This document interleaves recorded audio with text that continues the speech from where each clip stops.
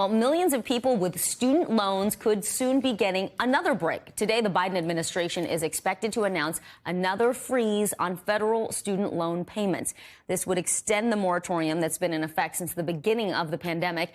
NBC News chief White House correspondent Kristen Welker joins us now with more on what we can expect. Kristen, good morning. These loan payments were supposed to resume on May 1st, less than a month from now. But now we're talking about a pause going on until possibly August 31st. This comes pretty much with good timing, right? We're seeing the highest inflation in 40 years. Yeah. Talk about the factors that went into this plan. And do you think possibly this is going to lead to some loan forgiveness altogether? Well, it could. And look, Vicki, for context, the White House said the extension through January would be the last one. But then effectively, because of those pressures that you just talked about, Omicron hit, they extended the pause on payments through May. Now, this next extension that we're talking about right now comes amid yet another variant and against the backdrop of soaring inflation and supply chain issues. Democrats and consumer advocates have really been turning up the heat, trying to pressure the president to extend the halt on payments because of all of those issues that you and I just talked about, Vicki. And in fact, dozens of Democratic lawmakers sent a letter to the president last week encouraging him to take this step.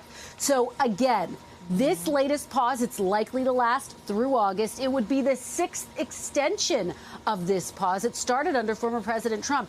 And don't forget, there are some real political pressures at play here as well. Democrats are bracing for the possibility of big losses in the midterms. So if the loan payments resume right before the midterms, that could spell even more trouble for the president's party. So expect this conversation and the pressure to ramp up all over again when we get to August. Vicki. Well, Kristen, when President Biden ran for office, and you know this, he campaigned in part off of canceling $10,000 in student loan debt. Congressional Democrats have called on the president to do even more, including through his own executive action, his own powers.